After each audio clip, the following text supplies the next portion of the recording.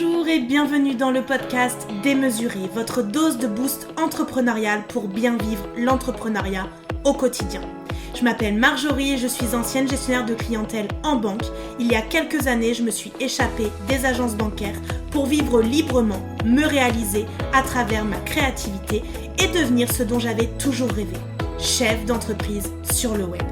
Ça a été un grand saut dans le vide, mais aujourd'hui je ne le regrette pas du tout, tellement je me sens épanouie et accomplie.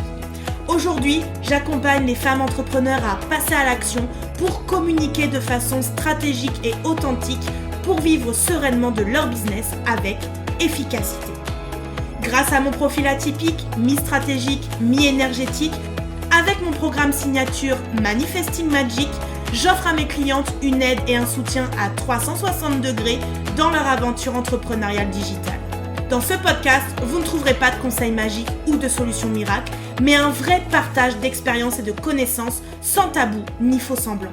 Chaque semaine, je vous parle de business, de stratégie, de marketing, mais aussi de mindset, de développement personnel, d'intuition, de créativité et de spiritualité. Alors installez-vous confortablement et bonne écoute de l'épisode du jour. Hello et bienvenue dans cet épisode numéro 2 du podcast Démesuré. Et aujourd'hui, j'ai envie de te partager mes clés sur comment entreprendre en ligne en 2023. Et ce seront du coup mes meilleurs conseils pour entreprendre en ligne, mais vraiment basés sur mes 3 années d'expérience et mon ascension incroyable. Donc ce ne sera pas de recettes magiques, ce ne sera pas de recettes miracles, ce ne seront pas des conseils qui ne te demanderont pas des efforts, de la mise en action. Ce seront vraiment des conseils qui te permettront d'être focus et d'avancer sereinement dans ton année d'entrepreneuriat. L'entrepreneuriat en ligne est en constante évolution et il existe de nombreuses opportunités pour ceux qui cherchent à démarrer leur propre entreprise. Mais avec autant de concurrence, ça peut être difficile de savoir par où commencer. Mais mes clientes savent aussi que pour moi, il n'y a pas de concurrence. La concurrence n'existe pas dans le sens où tu peux avoir des personnes qui font les mêmes offres, qui proposent les mêmes services que toi avec des tarifs qui sont similaires, mais jamais personne ne fera les transmissions de la même manière que toi, n'enseignera de la même façon que toi, ne sera comme toi, aura la même personnalité que toi. Et donc pour moi, la concurrence n'existe pas dans le sens où les clients achètent une expérience avec une personne parce qu'ils sont connectés avec une personnalité et que du coup, chacune a bien une offre, une personnalité, une expérience, une histoire complètement différente. J'entends souvent les jeunes entrepreneurs que je rencontre me dire qu'elles sont soit au tout début de leur projet, soit en devenir imminent et qu'elles sont perdues, qu'elles ne savent pas par où commencer, par quel bout s'y prendre. Peut-être que tu te reconnais là-dedans et peut-être que ça te génère beaucoup de stress, beaucoup de doutes sur tes capacités à réussir. Et donc dans cet épisode, j'avais envie de te partager les meilleurs conseils selon moi pour entreprendre en ligne en 2023 sur les réseaux sociaux. Le premier, c'est la création d'une présence en ligne solide. La première étape pour entreprendre en ligne, c'est de créer une présence en ligne vraiment solide et durable. Et ça peut inclure la création d'un site web professionnel, la mise en place de comptes sur les réseaux sociaux qui sont pertinents selon ta niche, l'utilisation de ta clientèle cible et ce que toi tu aimes utiliser, et aussi la publication de contenu de qualité. Il est hyper important de se concentrer sur la qualité plutôt que sur la quantité parce que ça va aider à établir une réputation positive auprès de ton public. Alors tu vas me dire, oui, mais un contenu de qualité, c'est quoi ? Un contenu de qualité, c'est un contenu qui va vraiment permettre aux personnes d'apprendre quelque chose, d'avoir une prise de conscience, de se poser les questions et tout ça va lui permettre d'avancer sur son chemin, dans son cheminement et l'amener du coup à une réflexion et peut-être à la question qui pourrait m'aider à résoudre ce problème. Et dès lors que la personne s'est posé cette question et qu'en plus elle t'a en face d'elle avec un apport de contenu qui lui donne confiance et qui lui fait dire que tu es la bonne personne légitime à pouvoir l'accompagner dans cette problématique, elle passe ensuite en client puisqu'elle va vouloir acheter tes produits, tes services, en tout cas devenir ta cliente et partager un bout de son chemin avec toi.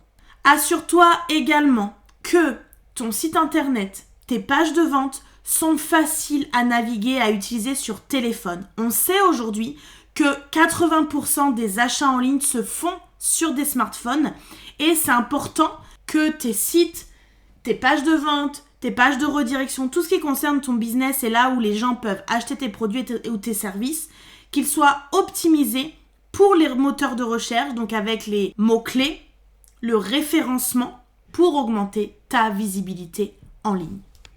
Ma deuxième clé, c'est vraiment l'importance de la stratégie de marketing. Une stratégie de marketing solide, c'est vraiment essentiel pour réussir en ligne.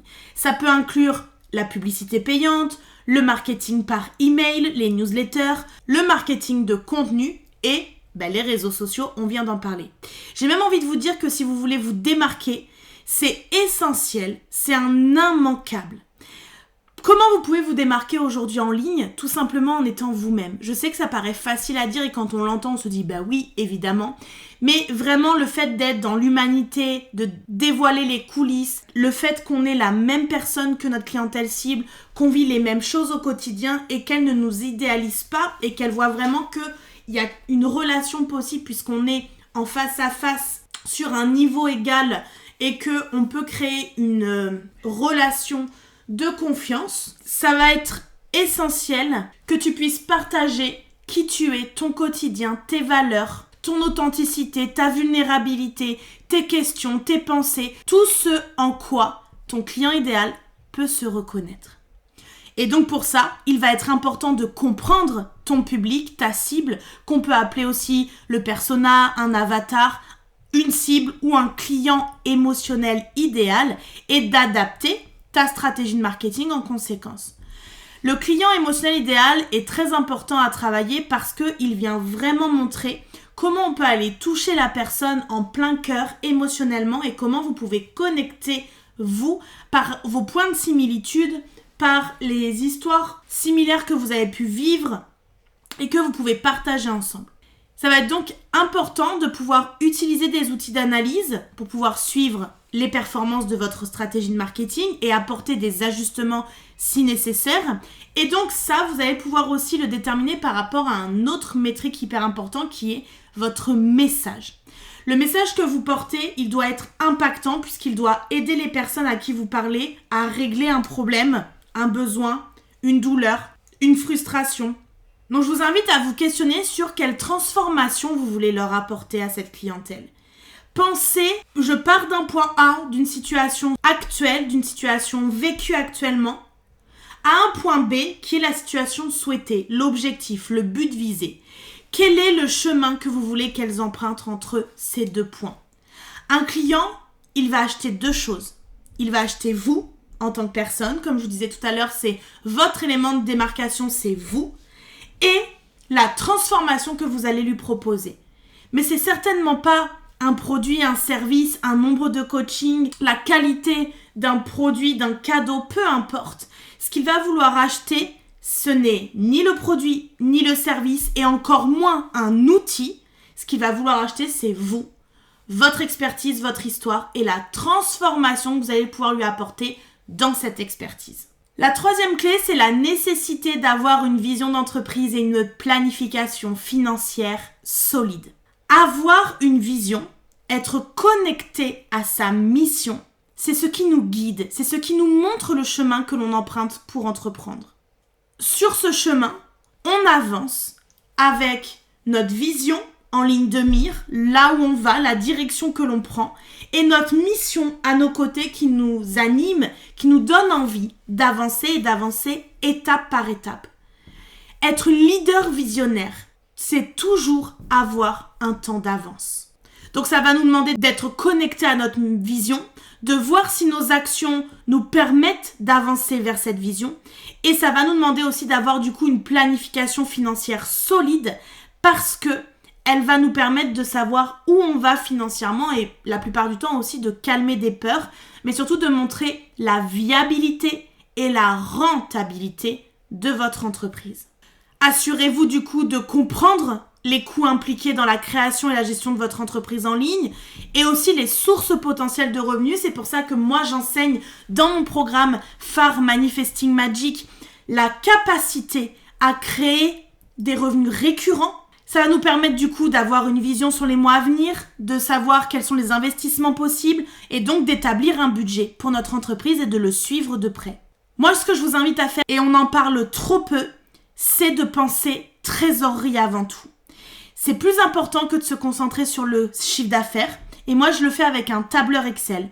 C'est un tableur Excel qui me permet de calculer les rentrées d'argent dans l'entreprise, mais aussi toutes les charges et tous les investissements que j'ai à faire et que je fais et qui me montre la trésorerie disponible de l'entreprise qui est un signe évocateur de sa rentabilité et sa durabilité possible. C'est quelque chose de très puissant à regarder et à calculer. Pourquoi ? Parce qu'il va nous montrer si notre entreprise est pérenne ou pas. Je vous invite vraiment à garder une trace de tout ce qui concerne vos finances et de rester vraiment organisé, de le faire au fur et à mesure. Moi, j'utilise un tableur Excel pour organiser les coulisses financières de mon entreprise, mais j'utilise aussi des logiciels externes qui me permettent, par exemple, de faire ma facturation. Pour ça, j'utilise un logiciel gratuit qui s'appelle Henry, H-E-N-2-R-I, qui me permet de faire mes factures de vente, mais aussi ensuite de pouvoir trier, classer tout ce qui va être ma facturation d'achat, ma facturation de vente et de pouvoir suivre ce métrique de trésorerie. Un dernier outil que j'ai, c'est un trieur catégorisé en 12 intercalaires qui me permet mois après mois de classer toute ma comptabilité et de pouvoir du coup la présenter aux besoins aux personnes qui me le demanderont. Et ma quatrième et dernière clé pour entreprendre en ligne en 2023, c'est le travail de mindset au cœur de votre épanouissement. Entreprendre, ça va nécessiter de vous positionner, de faire des choix, de prendre des décisions. Et pour qu'elles soient bonnes pour nous, on a besoin d'être aligné avec elles, d'être sereine. Même si chacune des décisions que l'on prend à un instant T, c'est la décision qui avait été bonne pour nous à ce moment-là et qui nous permet d'avancer, d'apprendre, d'évoluer grâce à cette décision. Pour obtenir la clarté, on se doit pour moi 3 choses. La première, c'est de travailler sur soi et avec soi. Tout ce qui est développement personnel par l'écriture, le questionnement va être vraiment nécessaire pour venir nous écouter, guérir ce qui a besoin de l'être, transcender ce qui a besoin de l'être et vivre pleinement notre quotidien dans l'instant présent parce qu'on choisit d'entreprendre la plupart d'entre nous pour la liberté et donc la liberté d'être passe aussi par cet épanouissement personnel intérieur qui nous permet vraiment d'avancer sereinement.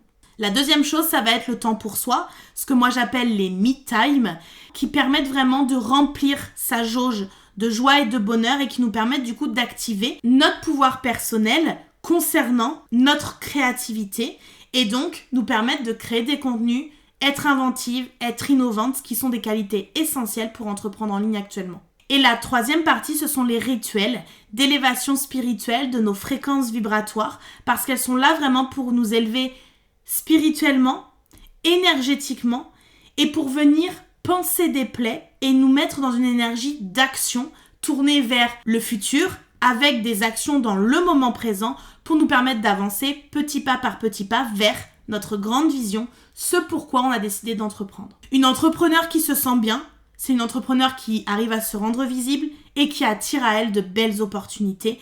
Donc, les 4 clés sont 4 clés vraiment à intégrer dans ton quotidien dès aujourd'hui, parce que soyons très clairs, entreprendre en ligne, c'est passionnant. Au quotidien, c'est passionnant. Mais ça nécessite une planification minutieuse, une stratégie solide et une entrepreneur rayonnante et épanouie. En créant une présence en ligne solide, en étant là de manière focus sur un sujet, régulière, en élaborant une stratégie de marketing efficace, en établissant une planification solide liée à votre vision d'entreprise, vous pouvez maximiser vos chances de succès.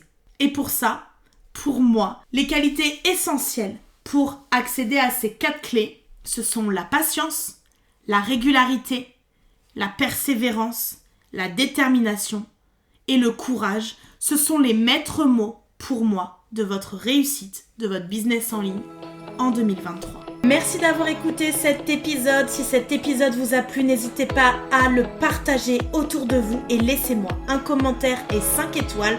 Ça me motivera à vous préparer plein d'autres épisodes inspirants. Et d'ailleurs, on se dit à la semaine prochaine pour le prochain épisode.